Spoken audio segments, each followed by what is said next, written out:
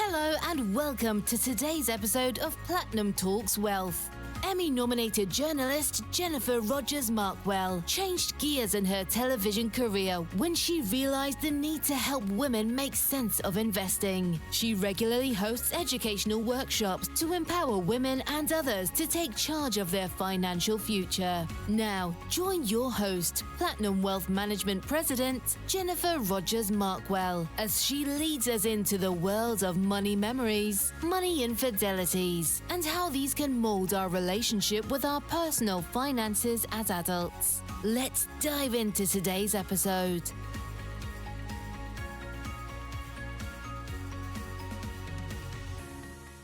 Thanks so much for joining us on today's Platinum Talks Wealth podcast. I'm Jennifer Rogers Markwell, and I'm joined by Alison Fraser. Hopefully I'm saying that right. Sure. Thank you, Jennifer. Great to be here.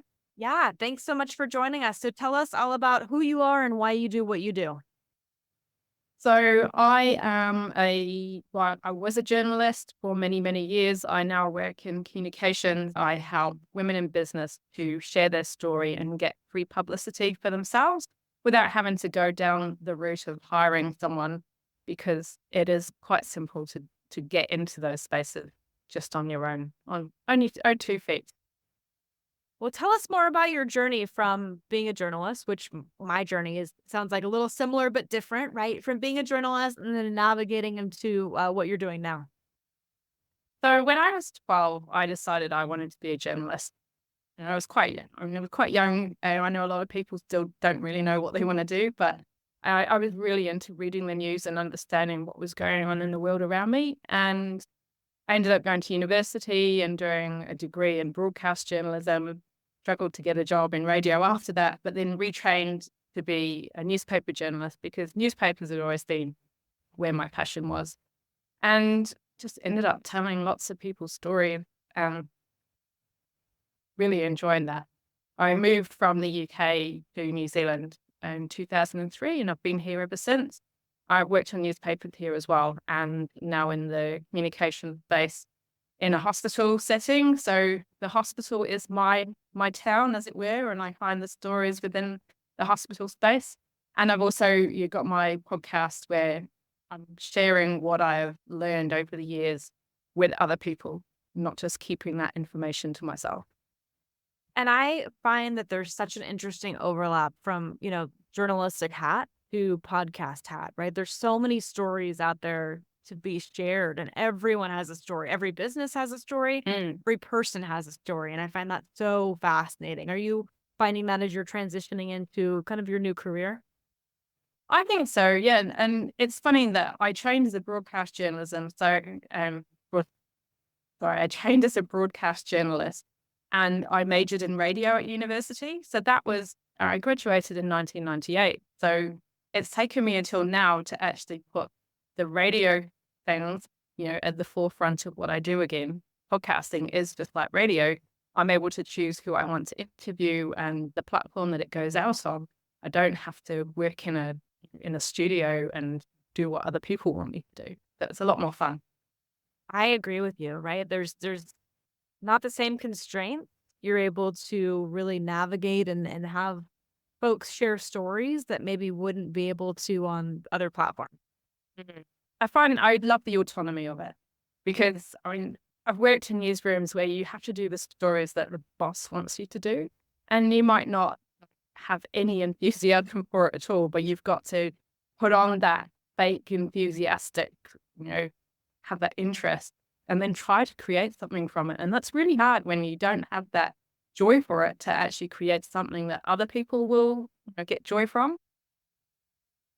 Yeah, no, I feel you there. I feel like a lifetime ago, right? And as a journalist, I wore the hat as a, fill-in anchor, a reporter, a, executive producer, a producer. Like, I feel like you do all the things, and then you also took out the trash. So you do it all, right? Quite frankly, like, it's not as glamorous, I think, as folks think it is sometimes.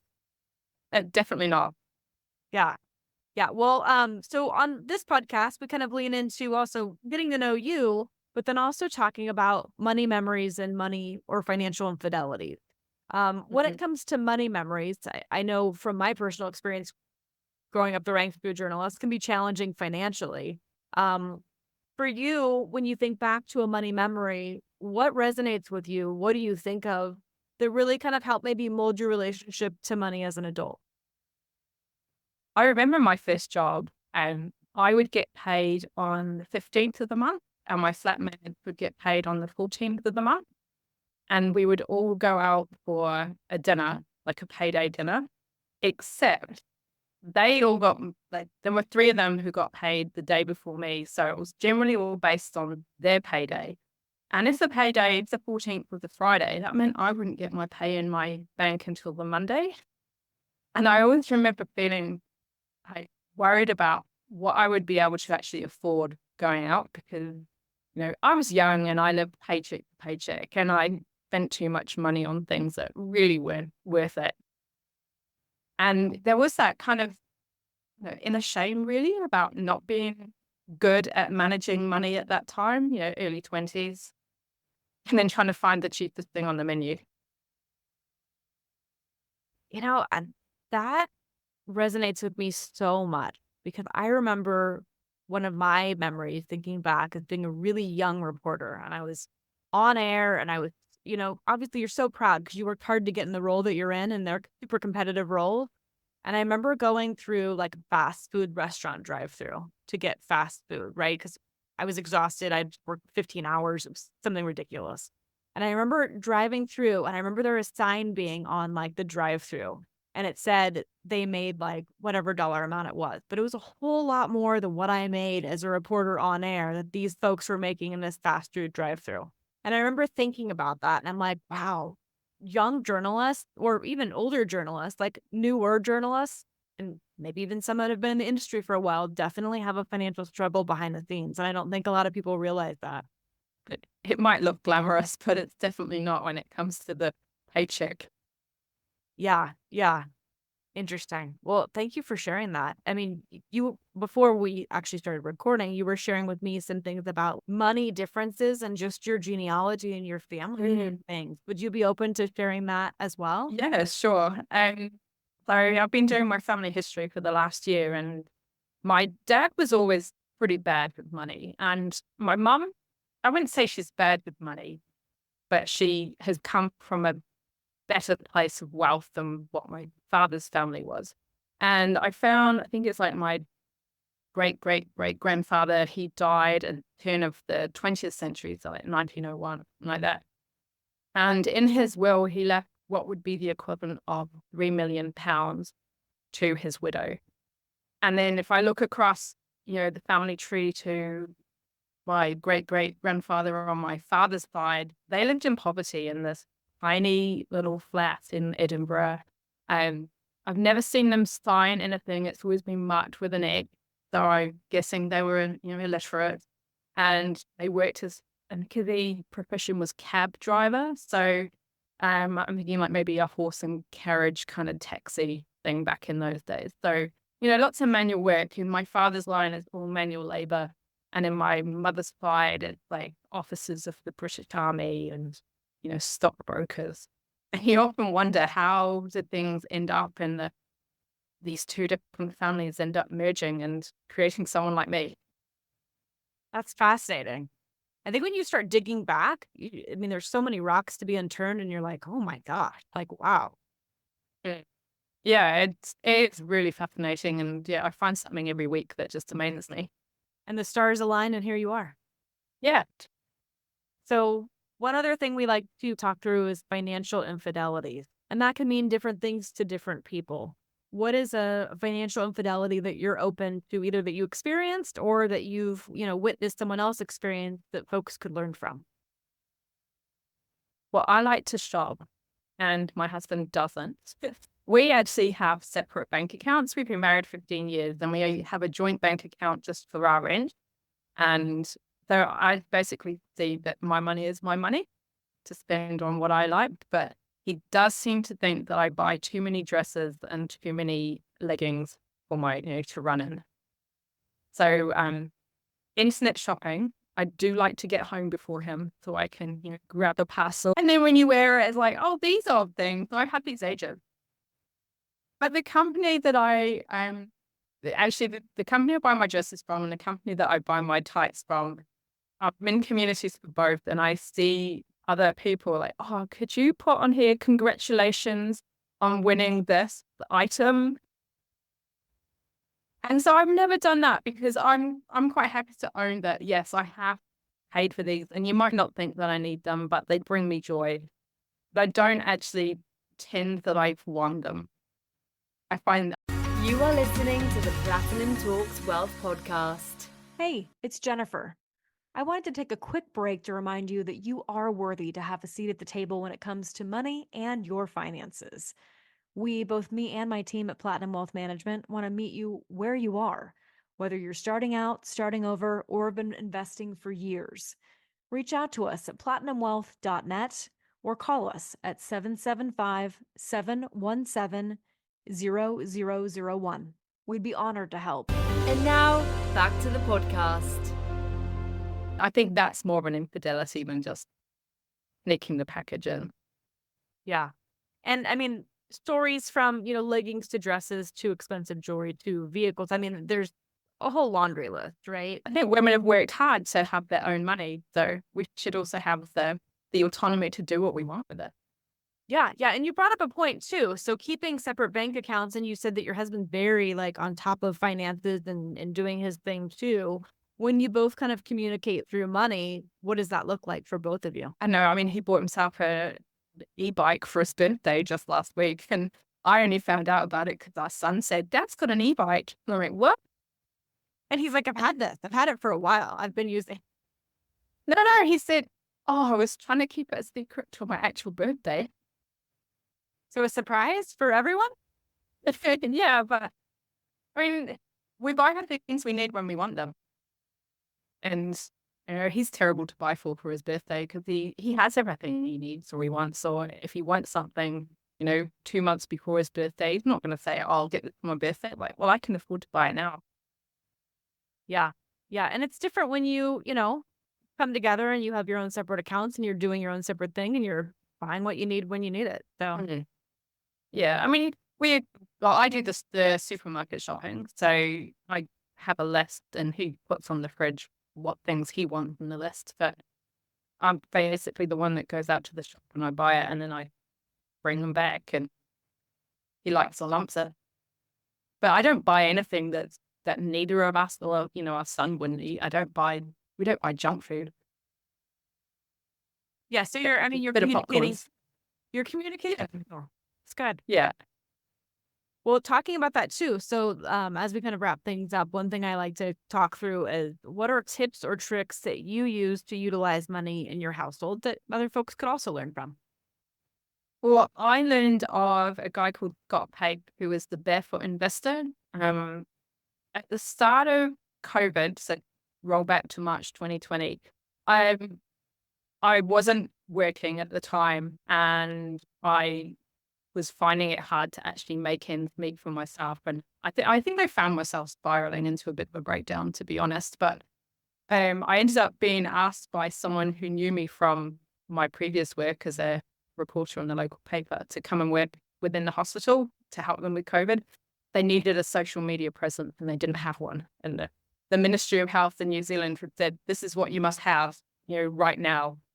So I got hired and I suddenly had heaps of money coming in and credit card bills that needed paying. And I found out about this guy, the barefoot investor, and he's all about creating buckets for your money. And so when your pay comes in, you take off 20% for your splurge account and 20% for your smile account, 10% for your fire extinguisher, they call it. The fire extinguisher account is so if you have a sudden bill and you need to put that fire out, you've got the money there. Is that more like an emergency money account? Yeah, but you also have, and he also says create a Mojo account, and your Mojo you should start off with $2,000 in Australian and work up to having 3 months of your expenses in it. So it's all about having money in different buckets. So you don't overspend all of your money on things that aren't necessary, but, that are fun. So that's your splurge account. Like going out for a coffee would come out of the splurge. And And you said Smile account too. What's the Smile account. So that's where you just put money in and you can spend it on, I use my Smile account for paying for airfares, motels, things that make me smile, Got it. So literally a Smile account, literally. Smile account, yeah. And I paid off all my credit cards like really, really quickly. So I had stuff for bills and then anything left over, instead of spending it on things. It was great with COVID, really. We couldn't actually spend money anywhere because the shops weren't open and you couldn't travel anywhere. Nothing was going on. Yeah, so great time to pay off credit cards and to get, things down. Yeah. So I paid off like 17,000 New Zealand dollars. Oh, good. And now I've got thousands, in different buckets. So I've made 2 trips to the UK since our borders opened. I've been to Australia. I'm taking my son to Australia later this month or next month. I'm going back to the UK next month. And I've got money. I'm not worrying about it. And I've been able to take time off work and took my son on a 2-week trip around the South Island. And it was like, this is what a wealthy woman looks like. Someone who is doing something with her son and not worrying about how to pay for it. And I always remember my dad worrying about paying for things when we went on our holiday. Like, have I got enough cash? And checks bouncing, for example, when we were in bed and breakfast. So I feel like I've really turned that around just by following something so simple as separating my money. And what a great example you're sharing to your little one, right? Yeah, he's 11 now, so he loves our holidays. Oh, I'm sure. Planting the seeds at 11 is fantastic, right? So he knows, at least from hearing from you, maybe that will become one of his money memories of, hey, here's what my mom used to. Yeah, so we don't, I try not to say that we can't afford things. Things aren't, that's not important to us right now. That's not in our budget, or we're saving for something else instead. It's not, it's not being, having something that we can't do. We're choosing to do other things instead. Yeah, it's not lack driven. It's that mindset conversation. Yes. Yeah, good. Well, thank you so much for sharing. I really appreciate it. Oh, it's been a pleasure. All right. Well, thank you again. And thank you all for watching or listening to us on the Platinum Talks Wealth podcast. If you enjoyed today's podcast, Platinum Talks Wealth, please subscribe and share. For more information about Jennifer Rogers Markwell or Platinum Wealth Management, please visit www.platinumwealth.net. Securities and advisory services offered through LPL Financial, a registered investment advisor, member of FINRA and SIPC. The opinions voiced in this podcast are for general information only and are not intended to provide specific advice or recommendations for any individual. To determine which strategies or investments may be suitable for you, consult the appropriate qualified professional prior to making a decision. The guest speakers and their companies are not affiliated with or endorsed by LPL Financial or Platinum Wealth Management.